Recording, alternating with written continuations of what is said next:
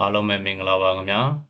ကျွန်တော်ရဲ့ BEC Computer Online Training ရပြီးကျေးဇူးပါတယ်ကျွန်တော်ဒီနေ့ဒီမျှဝေပေးသွားမယ့်အကြောင်းအရာကြတော့ကျွန်တော်တို့ Computer မှာအခုကျွန်တော်တို့ကဒီ Telegram software ကိုချိတ်ဆက်အသုံးပြုတဲ့နည်းကိုကျွန်တော်မျှဝေပေးသွားမှာဖြစ်ပါတယ် Okay အားဆိုကျွန်တော်ဒီဗီဒီယိုလေးမစခင်လေးမှာကျွန်တော်ရဲ့ YouTube Channel ကို Subscribe မလုပ်ရသေးဘူးဆိုရင်လည်း Subscribe လုပ်ထားပေးဖို့တောင်းဆိုပါတယ်ခင်ဗျာ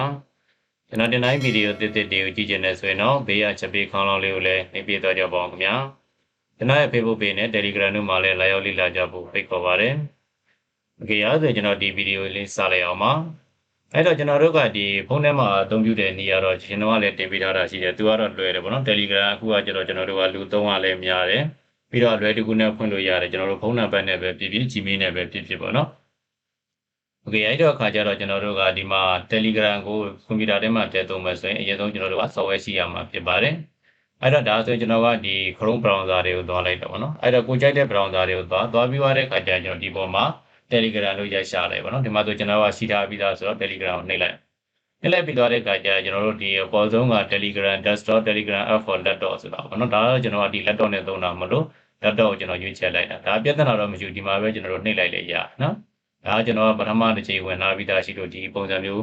ဒီ link ကအယောင်ပြောင်းနေတာဗောနော်ဘယ်လိုမဝင်ရသေးဘူးဆိုရင်တော့ကျွန်တော်ဒီအောက်ကပုံစံမျိုးလေးနဲ့ပြင်တွေ့ရတယ်အဲ့တော့ကိုကနေကိုအဆင်ပြေမဲ့တစ်ခုခုတည်းဝင်သွားလိုက်ပေါ့နော်ဒီမှာတော့လောလောဆယ် Wi-Fi လိုင်းကျနေတော့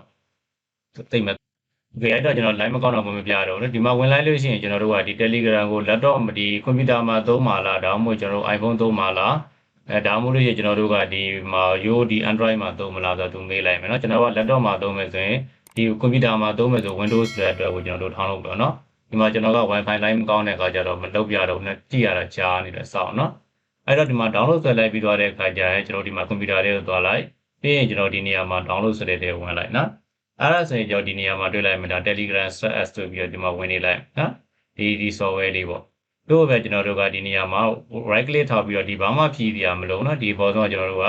run administrator ဆိုတော့နှိပ်ပြီးတော့ run ပေးလိုက်အောင်မယ်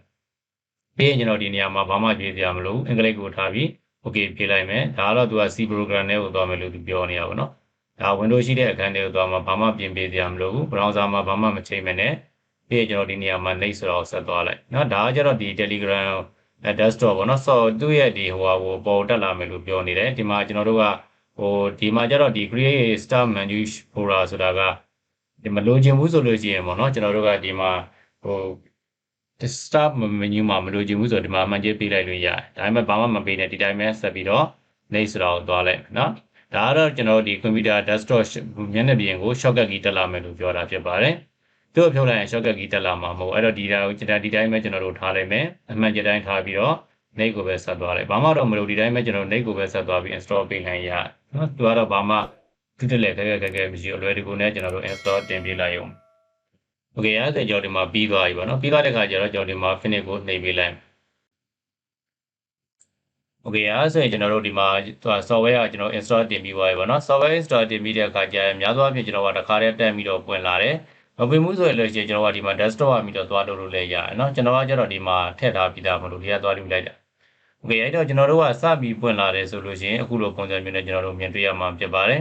အဲ့ဒီကကျတော့ကျွန်တော်တို့ဒီမှာဒီ start messaging ဆိုတာကိုနှိပ်ပေးလိုက်ပါတော့နှိပ်လိုက်လို့ရှိရင်ကျွန်တော်တို့ဒီမှာအခုလိုပုံစံမျိုးလေးနဲ့ပေါ်လာလိုက်မယ်အဲ့ဒီမှာသူ QR code ပေါ်လာတဲ့ဒီအောင်ကျွန်တော်တို့ဒီခဏတော့စောင့်ပေးပါတော့ဒီမှာတော့ကျွန်တော်ဒီ internet line ကောင်းဖို့လိုတယ်။ Okay အဲ့ဒီလိုပေါ်လာပြီဆိုလို့ရှိရင်ကျွန်တော်တို့ကဒီဖုန်းရမီတစ်စင်း QR code ကိုသွားဖတ်ရမှာဖြစ်ပါတယ်။ Okay အဲ့တော့ကျွန်တော်တို့ဖုန်းနဲ့ရမီတော့ဘယ်လိုလုပ်ရမလဲဆိုတော့ကြည့်လိုက်အောင်နော်။ Okay အဲ့တော့ကျွန်တော်တို့ဒီမှာဖုန်းနဲ့ကိုဒါဖုန်းပေါ့နော်ဖုန်းဆက်ခွင့်ကိုတည်းရောက်ပြီဆိုရင်ကျွန်တော်တို့ကဒီမှာ Telegram နဲ့ဝင်လိုက်နော်။ Telegram နဲ့ဝင်လိုက်တဲ့အခါကျရင်ကျွန်တော်တို့ဒီပေါ်ကဒီချောင်းလေးသုံးချက်ပေါ့နော်ဒီနေရာလေးမှာရောက်မြင်ရလိမ့်မယ်နော်။အဲ့မှာတစ်ချက်နှိပ်လိုက်မယ်။နေပြီးသွားတဲ့အခါကျရင်ကျွန်တော်တို့ဒီအောက်ထဲမှာဆိုရင် setting နဲ့ကိုသွားလိုက်နော် setting နဲ့ကိုသွားမယ်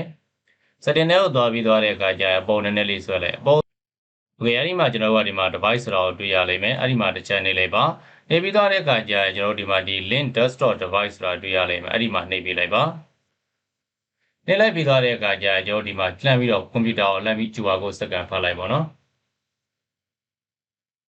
Okay အဲ့ဒီမှာပဲပြီးသွားတဲ့အခါကျကျွန်တော်ဒီနေရာမှာတော့ကိုယ့်ရဲ့ဒီ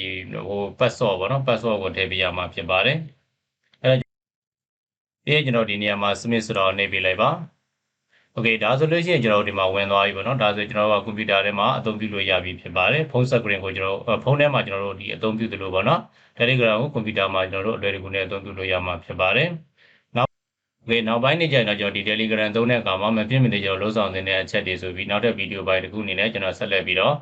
ပြောပြပေးသွားမှာဖြစ်ပါတယ်။ Okay အဲ့ဒါဆိုရင်အားလုံးပဲအဆင်ပြေကြလိမ့်မယ်လို့ထင်ပါတယ်ခင်ဗျာ။ကျွန်တော်ရဲ့ဗီဒီယိုလေးကိုအဆုံးထိကြည့်ရှုပေးတဲ့အတွက်အထူးပဲကျေးဇူးတင်ရှိပါတယ်။ကျွန်တော် YouTube Channel ကို Subscribe မလုပ်ရသေးဘူးဆိုရင်လည်း Subscribe လုပ်ထားပေးဖို့တောင်းဆိုပါတယ်ခင်ဗျာ။ကျွန်တော်တင်တိုင်းဗီဒီယိုသစ်တွေကိုကြည့်ကြတဲ့ဆိုရင်တော့ဘေးကချက်ပေးခေါင်းလောင်းလေးကိုလည်းနှိပ်ပေးသွားကြပါဦးခင်ဗျာ။ကျွန်တော်ရဲ့ Facebook page နဲ့ Telegram တို့မှာလည်းလာရောက်လေ့လာကြဖို့ဖိတ်ခေါ်ပါတယ်။ကျွန်တော်ရဲ့ဒီ VK page နဲ့เนาะနောက်ပြီးတော့ကျွန်တော်ဒီမြင့်စော်ဆိုတဲ့ account ရှိတယ်အဲ့ဒီမှာသွားရခြင်းလည်းဒါမှမဟုတ်လို့ရှိရင်ကျွန်တော်ဒီ VK account မှာလည်းပဲဝင်ရောက်ပြီးတော့လေ့လာလို့ရမှာဖြစ်ပါတယ်ကျွန်တော် BAC ကွန်ပျူတာ online training မှာသင်တန်းများတက်ရောက်လိုပါကဖုန်းနံပါတ်3ကို88392121ကိုဆက်သွယ်စုံစမ်းမေးမြန်းနိုင်တယ်လို့ Viber မိတော့တစ်ဆင့်လဲဆက်သွယ်စုံစမ်းနိုင်ပါတယ်ခင်ဗျာ Facebook page Messenger ဆက်သွယ်လို့လည်းဆိုရင်တော့ကျွန်တော်တို့ BAC ကွန်ပျူတာ online training ဆိုတဲ့ page ရပြီးတော့ဆက်သွယ်နိုင်ပါတယ်အားလုံးကိုစိတ်နှပြရှင်လန်းချမ်းမြေ့ကြပါစေခင်ဗျာ Good luck bye bye